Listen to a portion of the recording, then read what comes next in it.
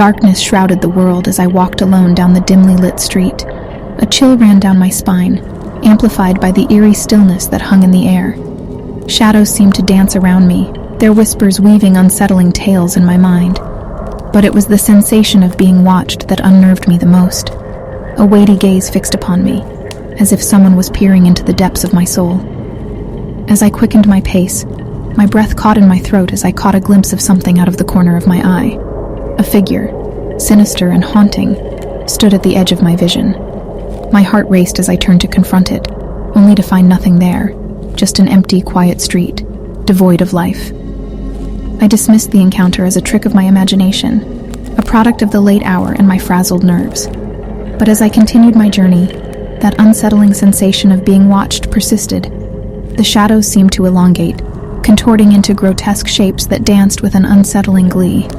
My steps faltered, my courage wavered, and my heart pounded in a rhythm of fear. Then, as I turned another corner, my breath caught in my throat once more. There, under the flickering streetlight, stood the figure again, a clown, its features twisted into a sadistic grin. My screams were silenced by the chill that enveloped me, freezing me in place. The clown's eyes bore into mine, cold and calculating, as if it could see the very essence of my being. I blinked, and in an instant, the clown was gone. The world around me resumed its normalcy, but the memory of that encounter lingered like a nightmare that refused to fade. I stumbled home, my mind plagued by visions of that sinister clown, a figure that only I seemed to witness. Days turned to weeks, and the weight of my secret burden grew heavier. The clown haunted my every step, appearing and disappearing at will. Its presence was a constant reminder that I was never truly alone, that malevolence lurked just beyond the veil of reality. Then came the day when the facade shattered. I reached out to touch a friend's arm, desperate to pull them aside and confide in them about the haunting figure that had tormented my existence. As our skin made contact, a shock passed between us, a jolt of realization that transcended words. My friend's eyes widened in terror, and then they saw it too, the clown, lurking just beyond my shoulder. Panic coursed through both of us as we stumbled away, struggling to comprehend the horror that now plagued us both. The clown's grin widened, its malevolence palpable as it stepped closer, looming over us like a specter of death. It was real, and it was no longer confined to the shadows of my mind. It had breached the realm of the tangible.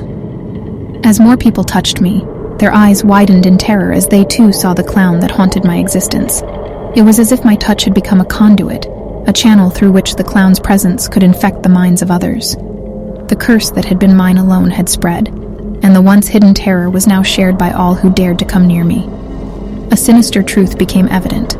The clown sought not just to haunt me, but to consume the minds of all it touched. Its malevolent influence spread like a contagion, turning once rational individuals into vessels of madness. The line between reality and nightmare blurred, and the world became a twisted funhouse of horror. With each passing day, the clown's grip tightened, its influence becoming impossible to escape. It whispered cruel secrets in my ear, its laughter echoing in the corners of my mind. And as I gazed upon the faces of those I loved, now twisted by its malevolence, I knew that my only option was to confront the clown head-on, to face the terror that had tormented me, and release the world from its insidious grasp. But as I stood on the precipice of that final confrontation, I couldn't help but wonder if the clown was merely a manifestation of my own fears, or a dark force that had always existed, waiting to be unleashed upon the world.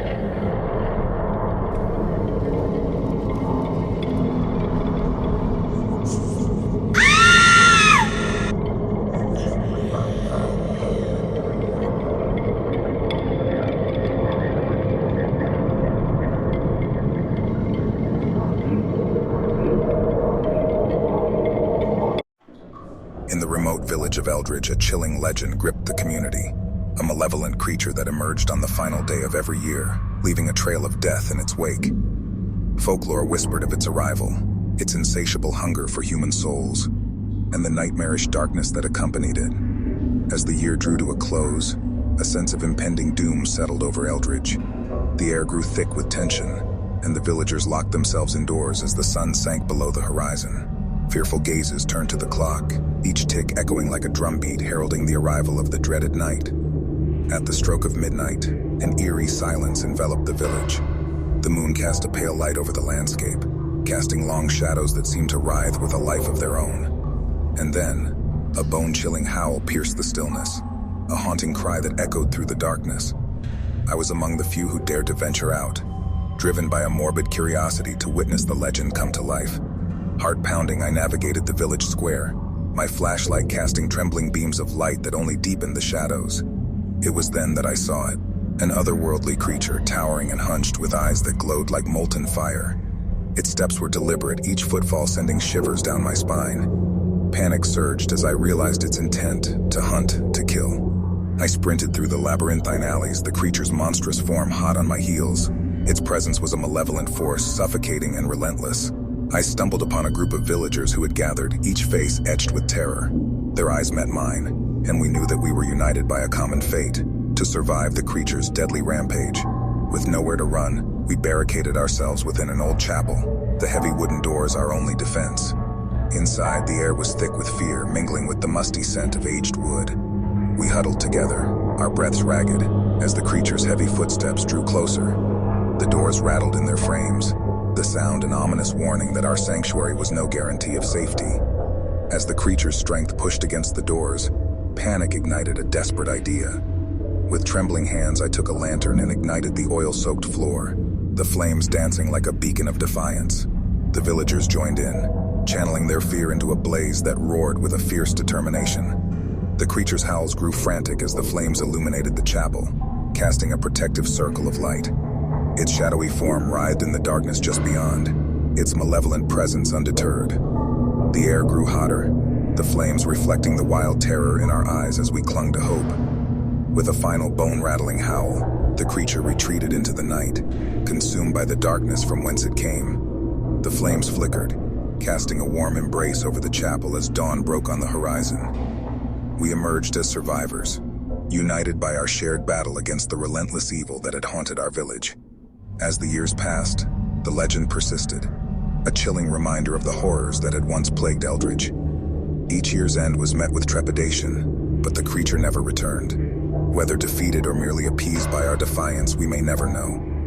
But the memory of that fateful night serves as a reminder that even in the face of darkness, the human spirit can ignite a flame of courage that can push back the shadows and reclaim the light.